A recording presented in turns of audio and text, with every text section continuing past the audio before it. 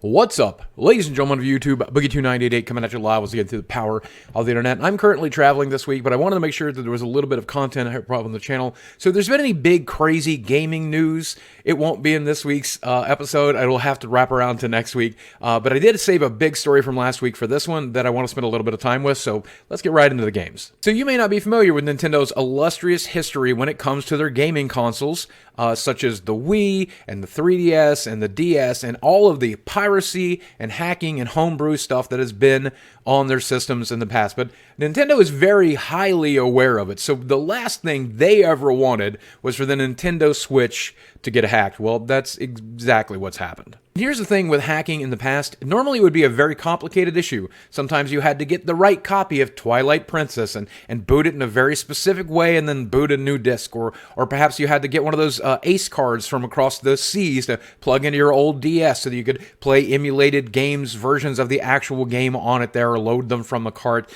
This time it's very different because this time it is an actual hardware hack. It involves the Tegra chip that is inside every single Nintendo Switch, and that means no matter what they do with software, no matter their updates, it doesn't matter, you'll still be able to hack literally every single Nintendo Switch that has been made up to this date, and as far as I know, they're still producing them. So these are little basic collectible devices because they're going to have to change the hardware configuration to prevent this moving forward. Now, whenever this comes out as news, one hacker saying, we've done it, we've been able to do it, we've seen plenty of fakes, plenty of spoofs, but here's the thing. The hackers that took credit for this one actually decided to email Nintendo first, let them know that they found it, let them know what was going on so that they could possibly fix it or make changes to the line. And while they were waiting a grace period before they released the information to public, another hacker group had found it. And they're not the only hacker group that has found this. Several people have found this, and it's because it's a fairly obvious flaw in the Tegra chip that they chose for the Nintendo Switch, so just about anybody would have found it eventually. And the reason this is unfixable with software, and this is my layman's terms explanation of it, please don't quote me on this, but the flaw is on the boot ROM of the actual chip itself, and you set that software the day you put the chip in the machine. So even if you could recall it and mess with it, if that's even a way to fix it, and I don't know that it is, nobody is going to send in their Nintendo Switch. People are going to keep their hacked system, their flawed system that they can hack into and probably put emulation on and homebrew systems on and apps that they want to put on. Not to mention, obviously, emulation games. You might be able to play Xbox 360 or PlayStation 3 games one day on this system, which I am not condoning and I don't recommend. You're harming yourself by voiding the warranty on your Nintendo Switch, making sure they will never repair it or do anything with it. On top of that, you're harming the gaming industry by stealing games, and plus you're breaking the law, so I really don't recommend it. So this puts Nintendo in a fairly awkward position because every Nintendo Switch that is on the shelf right now or that has been sold up to this point, even some of the ones they are still manufacturing, they are all hackable systems that could definitely harm them, could play their future outcoming games potentially for free, and that's a bad situation to be in, and Nintendo can't fix it with software, so what they'll have to do is they'll probably come up with a new configuration of hardware, and it looks like that's something rumored to already be happening. They're looking at how they did the new Nintendo 3DS, they'll do a new Nintendo Switch with an improved Tegra processor that obviously has this boot ROM problem fixed.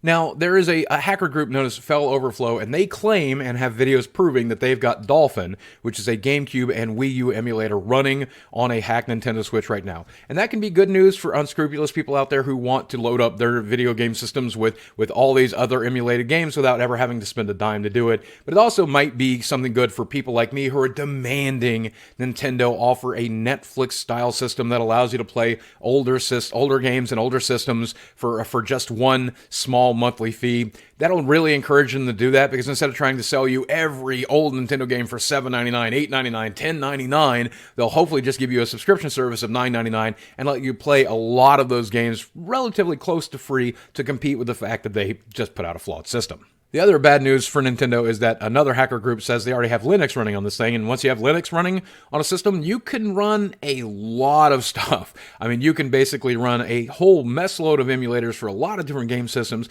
which would basically turn the Nintendo Switch into a piracy haven that does just about anything. And you want to talk about convenience, it doesn't get more portable than that. If you can have every old video game system in the world all on one memory card in your hands right here, oh boy, that's tempting even for a law-abiding citizen like me. But as tempted as you might be, keep in mind this is a $300 system.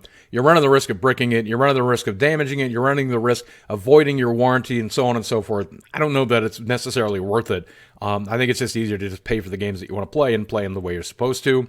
But I know not everybody's going to do that, and Nintendo should have thought about that before they chose this chip. I don't want to victim blame here. I don't want to be accused of that, but I will say that piracy is almost always a crime of opportunity, a crime of convenience, a crime of price. And reality of it is, if you offer a fair service at a low price, most people will choose to use that service as long as the fee is reasonable and it's convenient to do. It's only when piracy is more convenient, or possibly the only way to do that, people will run the risk of breaking a $300 system. So Nintendo, it's up to you to respond to this by offering your games and your emulation for a very cheap price for people who want to pay it. And people like me will never brick our systems. We'll just pay you $10 a month, $14 a month to play all the games we want from your back catalog, and that'll make you happy. It'll make you money.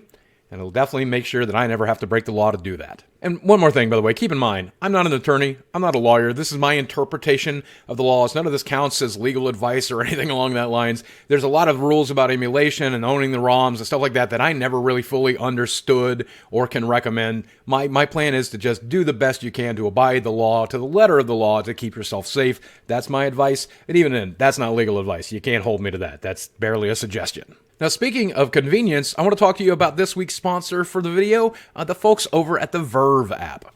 Now, Verve is a one-stop shop for Crunchyroll, Funimation, Cartoon Hangover, Geek and Sundry, Nerdist, Rooster Teeth, and a lot more content, all in one place with one convenient app. And that means all under one convenient app on just about any device you have. You could be watching stuff like Dragon Ball Super, Last Man, Harmon Quest, Critical Role. I just discovered that Rift Tracks are on there, so I've saved a bunch of Rift Tracks for offline viewing while I'm flying to New York this week, and I'm really looking forward to that. And since you can get this app on just about any device, including an Xbox, on PlayStation, on an iOS device, on an Apple device, almost literally anywhere, combine that with offline viewing, that means you can watch almost anything, anywhere, on anything. So if you want to do me a favor and you want to start watching some really great podcasts, some really great cartoons, some really great animation, all you got to do is go to verve.co/BOOGIE, and you can download the app and start watching right now for free. And the good news is, if you use that link or you click on the link in the description box below, you can sign up for a 30-day ad-free trial as a gift from me. So enjoy that. All the content you can view in 30 days without ads, that's a pretty good deal, and you'll be supporting me